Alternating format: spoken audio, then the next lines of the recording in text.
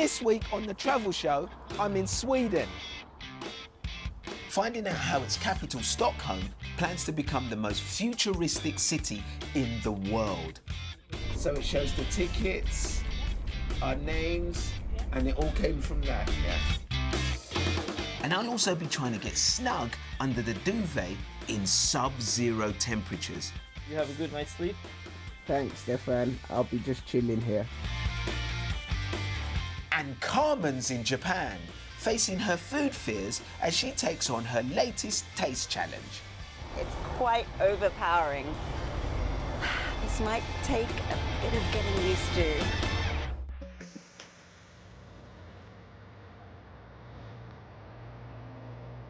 Sweden's capital city, Stockholm, is built around Lake Mälaren and the Baltic Sea on 14 islands. Its pastel-coloured buildings and historical old town date back 7 centuries to a time when Stockholm was Scandinavia's main trading post. And today, with a population of 1 million, it's one of Europe's smallest but fastest growing capital cities, and its eyes are set firmly on the future. This place has been called the startup capital of Europe, and there are plans to make it the smartest, most high-tech city in the world. But what does that actually mean? A smart city is a city where utilize sustainability with digitalization to find new technology to make it easier for citizens, visitors, businesses to become eco-friendly. There are some initiatives already visible on the street, like this solar-powered bin. When it's full, it signalizes it so we can come and pick up the trash. So that means you don't need to come on a regular basis all the time. You have a signal and then you pick it up. So it saves us a lot of transportations. With a growing number of us living in cities, space is at a premium. I want to understand how that will affect the way we use the buildings that already exist. This building is going to be the restaurant and food center for the future. A city like Stockholm is always on the edge, try to be on the vanguard of things happening, right? Amazing. Can we have a look inside? Absolutely, absolutely. It's open. It's for the public, right?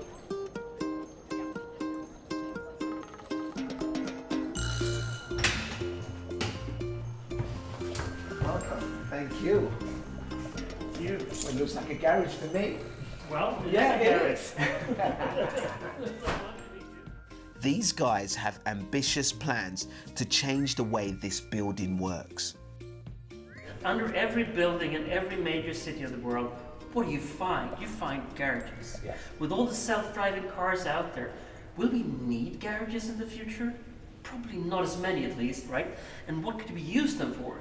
Of course for growing stuff, because we have all this funky artificial light, and we don't need the sun anymore in order to grow herbs and plants.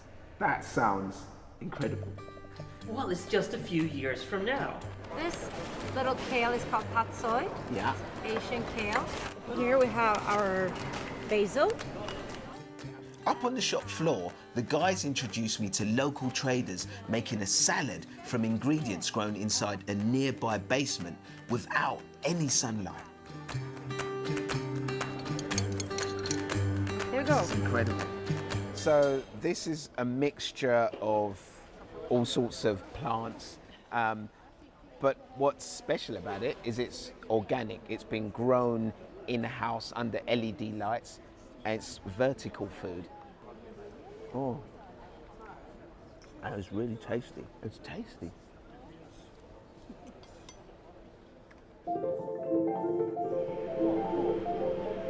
I've got one more stop on my mission to understand what Stockholm will look like in the future, especially for travellers. For that, I need to jump on a train.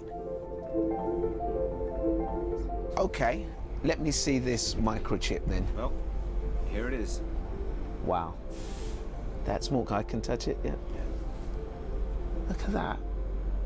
Stefan Ray works for Sweden's largest train operating company, the first in the world to begin using microchips that sit underneath the skin as train tickets. This microchip implant sits right here. That's it? That's it. And it's under your skin? It's under my skin. Okay, here comes the ticket officer. This is our chance to see if that works. Each passenger with a microchip must be registered with a membership number. The microchip holds this number, and when the inspector scans the chip, the ticket comes up in her validation app. It's there? So it shows the tickets, our names, and it all came from that, yeah. So what about privacy? The solution we found was that if we just put the membership number, that won't be telling anyone anything about you outside our company. There's no transmitter here, so you can't be tracked with a GPS or something. So far, around 3,000 people in Sweden have a microchip. In theory, you could use the microchip implant to replace a lot of stuff. I mean, your credit cards, the keys to your house, the keys to your car.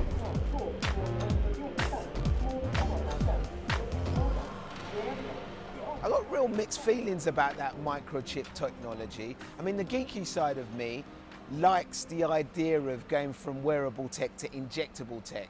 And it seems really practical as well, so you can get rid of your keys and you don't have to carry tickets around with you. But there's also a side of me, maybe a little bit of paranoia, that's worried about the privacy and giving up so much information and also carrying it inside you. From a visitor's point of view, Stockholm certainly feels futuristic. Whether it's a bin that works with solar power, food grown in a garage, or train tickets inside your skin, people here seem to embrace these new technologies and the change that comes with them. Maybe that's the secret to Stockholm's smartness. Still to come on the travel show.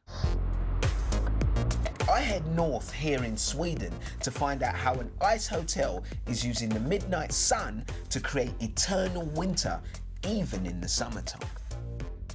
I ain't hiding. I ain't gonna lie about it. It's cold. And Japan's most challenging meals. Carmen's back on the road, putting her palate through its paces as she takes on more of the country's more traditional dishes. So stay with us for that. The Travel Show, your essential guide wherever you're heading. Japan's food can be just jaw-dropping, and most people new to the country make a beeline for the yakitori joints or sushiyas that you'll find everywhere. I've lived here in Tokyo for over 3 years now, and I love Japanese food, but there's still some I find quite intimidating. So with a little help from my translator Yoko, I'm taking my taste buds on a trip through this country to try and understand what I'm missing out on.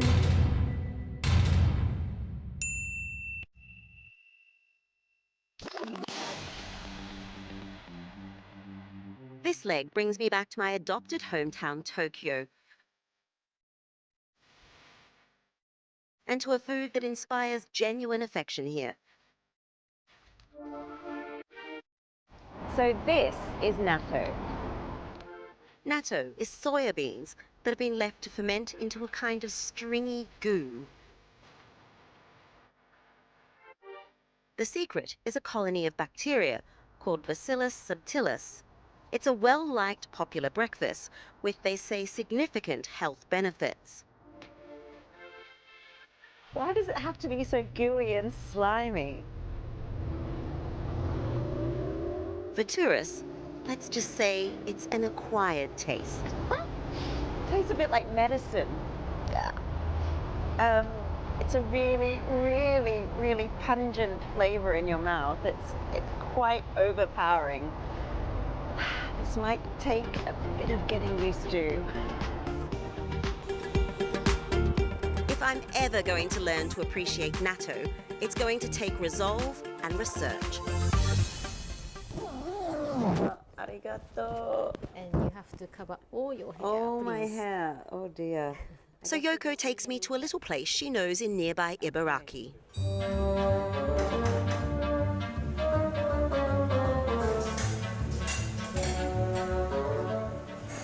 Okay. Oh, you can smell the soya beans already. It's really, really strong, and you can smell straw. What is in here? The natto bacteria. Natto bacteria, cultured especially for natto. Okay, so just spray like this. That's enough? That's good. これから、容器に藁とかの容器 So they put in a like straw container and then they put in a fermentation room for like 18 hours and then use the slimy thing. Okay. Have you ever considered making natto a little bit less slimy for gaijin people like myself? But it's possible. It's possible. So tell me about the health benefits of natto. ビタミン K ですとか骨粗鬆症にいい成分ですとか、あとはナットキナーゼといいまして血液をサラサラにする成分ですとか。Studies have indeed shown that natto is probiotic and may also help thin the blood, reducing the severity of strokes and heart attacks. It was pretty hot in there. Must admit, I've never been to a natto factory before, and I guess I got used to the smell by the end of it. What really got me was the health benefits, so I'll do it for my health.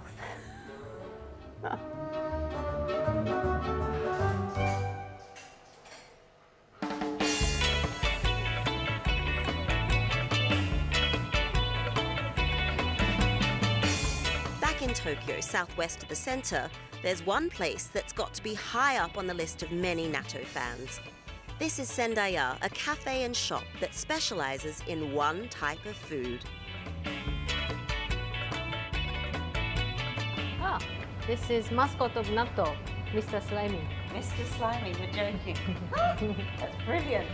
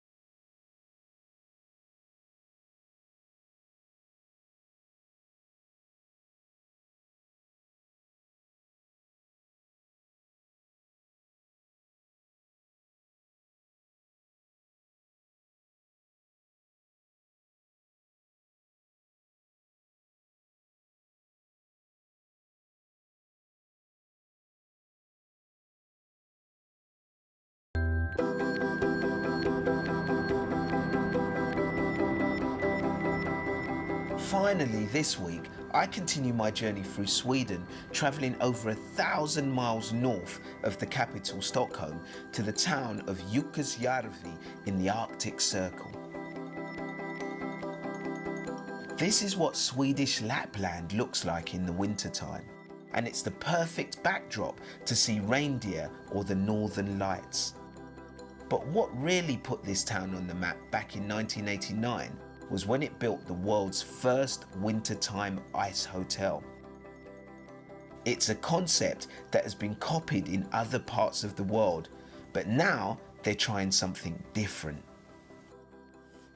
Now over there, that's where they've been building the ice hotel every winter for the last 27 years.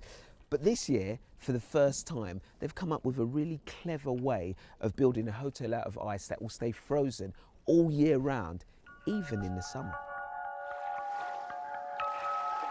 Temperatures can reach as high as 20 degrees here in the summer.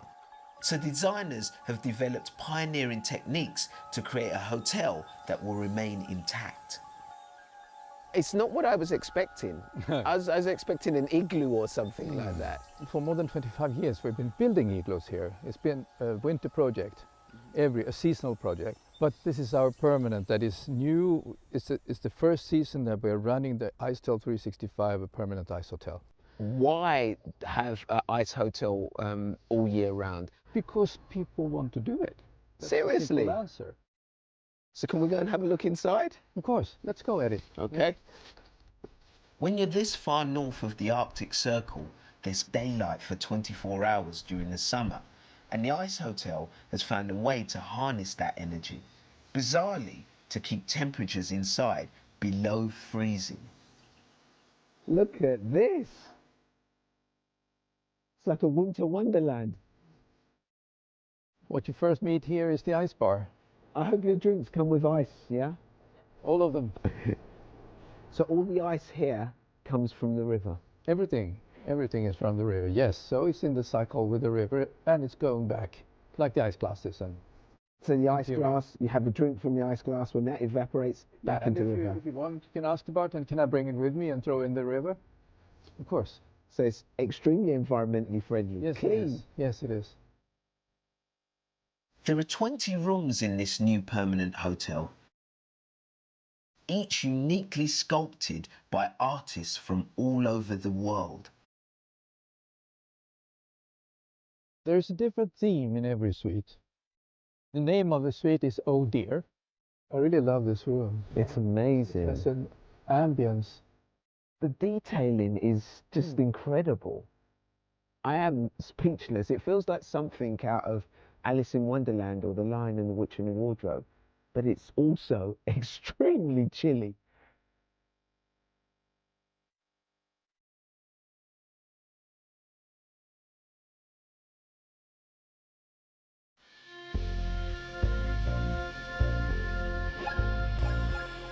Even though this hotel is permanent, there's a constant supply of fresh ice on hand if any alterations need to be made. And that's where this giant fridge comes in handy. Have you ever seen a block of ice this big? This massive block of ice weighs up to 2 tons. And over here, I love this. This stuff is called snice. It's a mixture of ice and snow, and it's used for the insulation of the ice hotel. And what's even more amazing is all of this ice here is sourced from the River Torn just outside.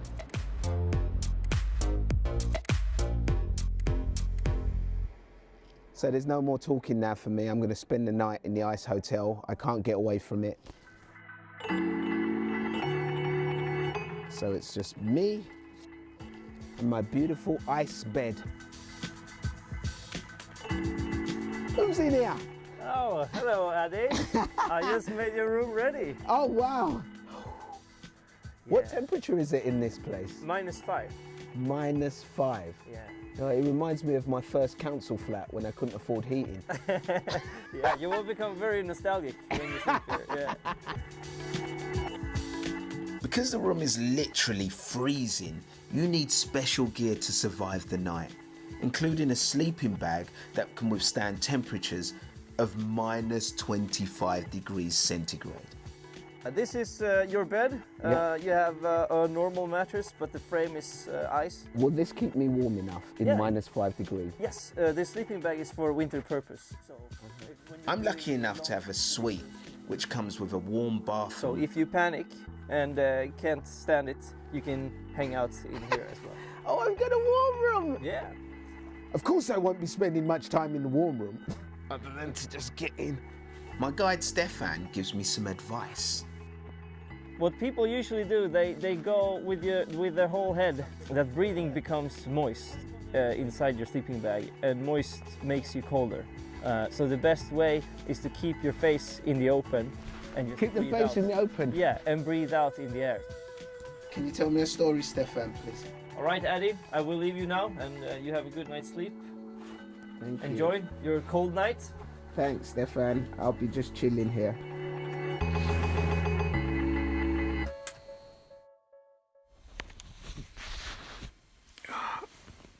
It's just gone 4 a.m. in the morning.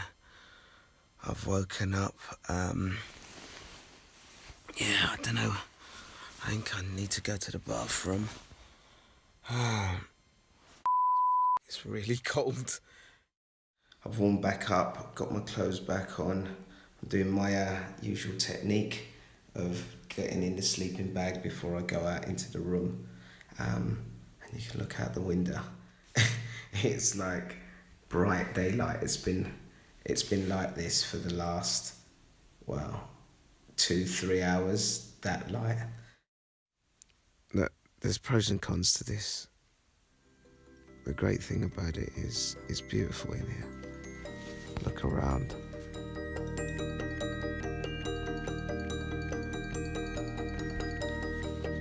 And also the silence is just incredible. It's so peaceful. But it's cold. I ain't hiding. I ain't gonna lie about it. It's cold.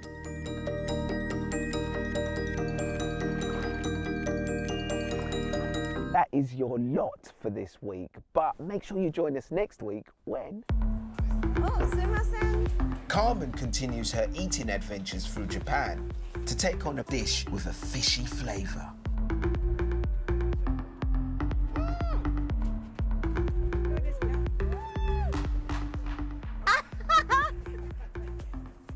Very strong.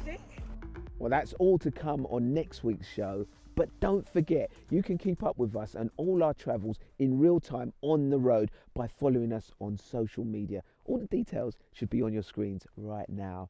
But for now, from me, Adia Depitan, and all the Travel Show team here in Sweden, it's hey, hey.